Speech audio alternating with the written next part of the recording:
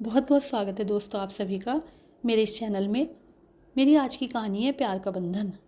कहानी आपको पसंद आए तो कहानी को लाइक और अपने दोस्तों में ज़्यादा से ज़्यादा शेयर करें और नई नई कहानियाँ सुनने के लिए मेरे इस चैनल को सब्सक्राइब करें। पैरों में पायल, माथे पे लाल सिंदूर, हाथों में दर्जन भर चूड़ियाँ, सुर्ख लाल रंग की साड़ी में शिवानी बहुत ही सुंदर लग रही थी। रवि ने उसे बाहों में भरते हुए कहा, रुको शिवानी, कहाँ जा रही हो? अभी तो सब सोए हैं, थोड़ी देर पास आओ ना। अरे रवि, तुम्हें तो बस हर वक्त रोमांस ही सूझता है। मम्मी पापा भी उठने वाले होंगे, जाकर किचन में चाय बनाती हूँ। तुम्हें तो पता है ना, मम्मी पापा जब तक मेरे हाथ की चाय ना पी लें उन्हें चैन नहीं आता। शिवानी ने हाथ छुड़ाते हुए रवि से कहा। शिवानी और रवि की शादी को बस एक ही महीना हुआ था। दोनों की लव मैरिज थी, पर परिवार की सहमति से। शिवानी ने ससुराल आते ही सबका दिल जीत लिया था। वो बहुत ही पढ़ी लिखी लड़की थी, कॉलेज में भी बहुत ही फेमस, सबकी मदद करने वाली, कॉलेज की प्रेसिडेंट जो सबकी मदद करती, कॉलेज में रक्तदान शिविर का आयोजन करना, गरीब बस्ती में जाकर बच्चों को पढ़ाना और समाज में फैली कुरीतियों के खिलाफ नुक्कड़ नाटक का संचालन करना, सभी कार्यों को वो बहुत ही मन से करती। तभी तो रवि, जो उसके ही कॉलेज में प्रोफेसर था, वह उसको पसंद करने लगा। उसे यकीन था कि उससे अच्छी जीवन साथी उसे नहीं मिलेगी। तभी तो उसने बिना किसी संकोच के उसे प्रपोज कर दिया।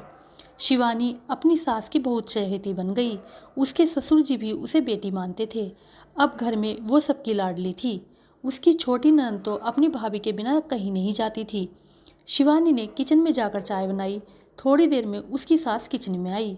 बेटा शिवानी, तुम सबका कितना ध्यान रखती हो।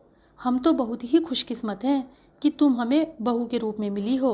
अरे मम्मी, खुशकिस्मत तो मैं हूँ जो आप लोगों से इतना प्यार मिल रहा है। शिवानी का रिश्ता अपने ससुराल में इतना प्रेम भरा था कि ऐसा लगता ही नहीं था कि वो इस घर की बहू है। धीरे धीरे सबको शिवानी की आदत हो गई थी। अब उसकी शादी को 6 महीने हो गए थे। आज उसका जन्मदिन था।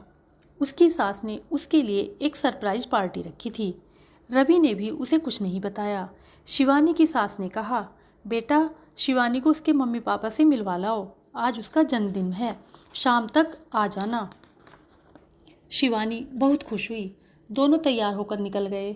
शिवानी के जाने के बाद उसकी सास और ननद ने उसके जन्मदिन की पार्टी की तैयारियां शुरू कर दी। उसकी पसंद की चीज़ें बनाई, हॉल को सुंदर ढंग से सजाया। शाम के 6 बज गए। शिवानी और रवि के आने का टाइम हो गया था। उनके गाड़ी की हॉर्न की आवाज़ सुनकर घर के सब लोग अंदर छुप गए। दरवाज़ा धीरे से बंद कर दिया। शिवानी ने जैसे ही दरवाज़ा खोला, पूरे कमरे को इतना सुंदर सजा देखकर उसे यकीन ही नहीं हुआ। तभी उसके कानों में हैप्पी बर्थडे टू यू का गाना गूंजा। घर के सभी लोग अपने कमरे से निकल आए। शिवानी के लिए केक लाया गया। सबने मिलकर खूब एंजॉय किया। शिवानी ये सब सरप्राइज देखकर भावुक हो गई। अब रात के 10 बज गए। बेटा जाओ, अब तुम थक गई होंगी, जाकर आराम करो। शिवानी अपने सास ससुर के पैर छूने के लिए नीचे झुकी तो एकदम उसे चक्कर आया और बेहोश हो गई। उसकी सास ने रवि से कहा, जल्दी डॉक्टर को बुलाओ। रवि ने फैमिली डॉक्टर को फ़ोन किया। डॉक्टर आ गया, शिवानी का चेकअप किया।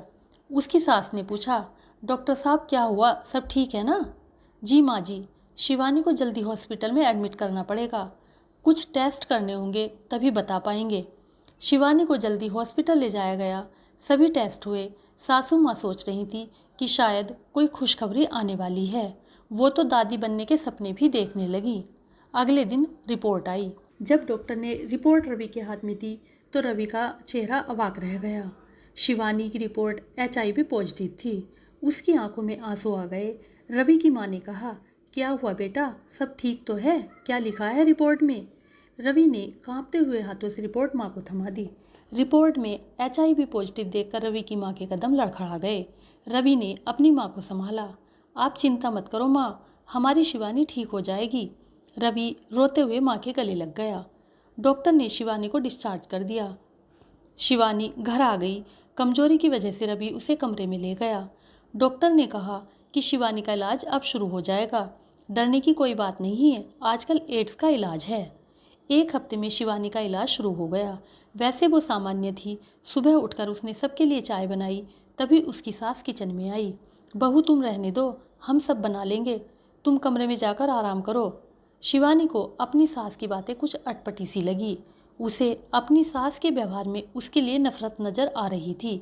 वो चुपचाप किचन से बाहर निकल गई। 9 बजे वो दोबारा सबके लिए नाश्ता बनाने किचन की तरफ बढ़ी तो उसकी सास ने उसे बाहर ही रोक दिया। बहू, आज से तुम किचन में मत आया करो। अपनी सास की बातें सुनकर शिवानी की आंखें भर आई। वो चुपचाप अपने कमरे में चली गई। तभी उसके कानों में आवाज़ आई, बेटा तुमने क्या सोचा है? शिवानी के बारे में जल्दी से जल्दी फैसला करो। हमें नहीं पता था कि ये लड़की ऐसी निकलेगी। पता नहीं शादी से पहले कैसा चरित्र रहा है इसका। अब ये इस घर में नहीं रह सकती।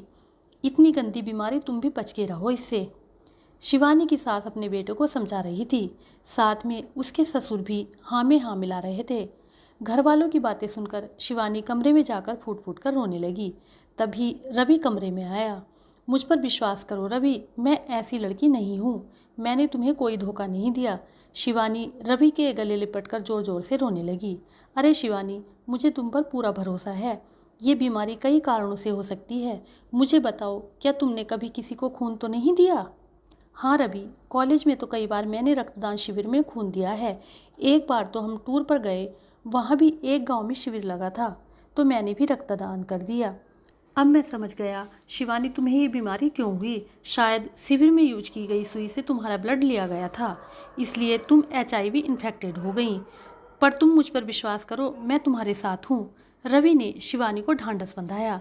धीरे धीरे शिवानी के प्रति घर के सभी लोगों का नज़रिया बदलता गया। अब कोई उससे बात नहीं करता। सास भी उसको किचन में नहीं जाने देती थी।